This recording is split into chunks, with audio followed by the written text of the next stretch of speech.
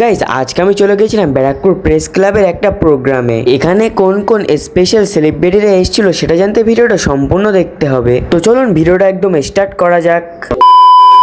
সবাইকে শুভ সন্ধ্যা এবং অনুষ্ঠান ভালো করে আপনারা উপভোগ করুন, এই কথাটা বলে শেষ করে দাও। আর আমি তাই বলেই শেষ করছি। শুধু শেষ করার আগে সম্পাদক সুব্রতকে আমার একটা কথা বলার আছে।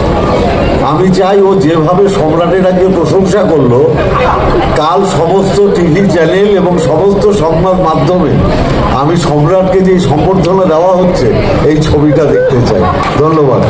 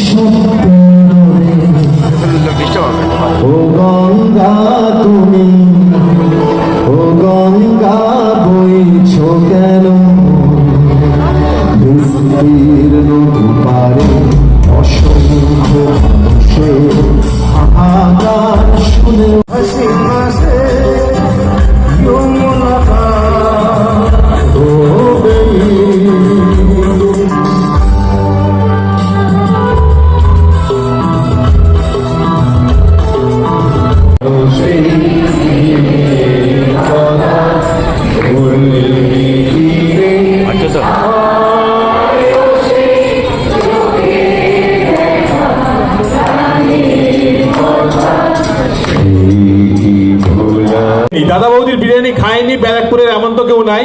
পশ্চিমবঙ্গের সর্বত্র কিন্তু দাদা বৌদির বিরিয়ানির নাম আছে। সেই বৌদি আজকে আমাদের মধ্যে উপস্থিত হয়েছে।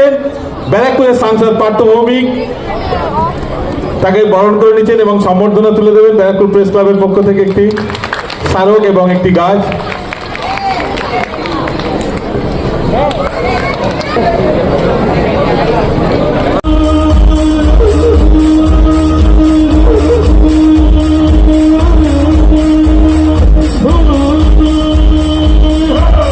জন্য সম্ভব হয়েছে, তার নাম হচ্ছে সম্রাট চক্রবর্তী। সম্রাট চক্রবর্তীকে মঞ্চে ডাকবো এবং আমি বলরামদাকে অনুরোধ করব, বলরাম বোস আগে সম্রাটটাকে বরণ করি। সত্যি বলছি, এত সুন্দর অনুষ্ঠান। পার্থদা আমার ওপর রাগ করুক, কিন্তু কিচ্ছু করার নেই। এই মানুষটাকে সংবর্ধনা না জানিয়ে পাচ্ছি না।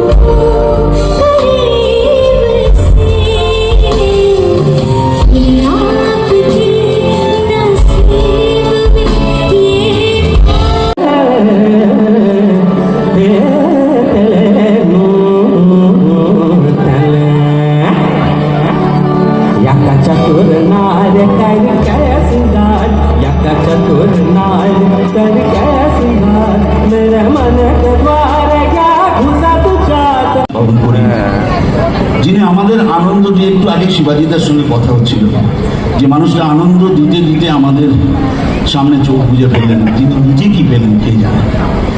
মহানায়ক উত্তম কুমার।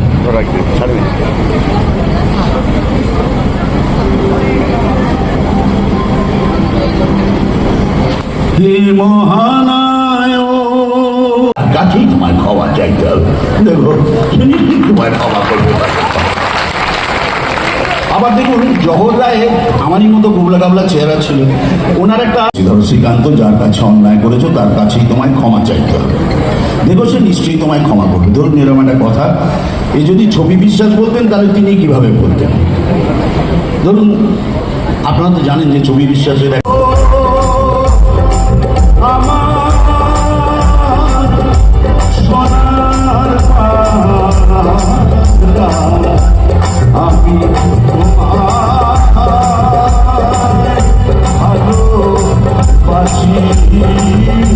সম্মান গেল, ওই আমার পরাণ গেল, সম্মান গেল, ওই আমার বিবি কান্দে তুফান আইল, ওই আমার বিবি কান্দে তুফান আইল, ওই আমার বিবি কান্দে।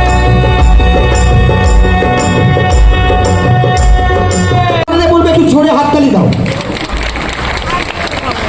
প্রত্যেক ফ্যামিলি মেম্বার ব্যারাকপুর প্রেস ক্লাবের যে কোনো ধন্যবাদ ব্যারাকপুর প্রেস ক্লাবকে এত সুন্দর একটা প্রোগ্রাম অ্যারেঞ্জ করার জন্য।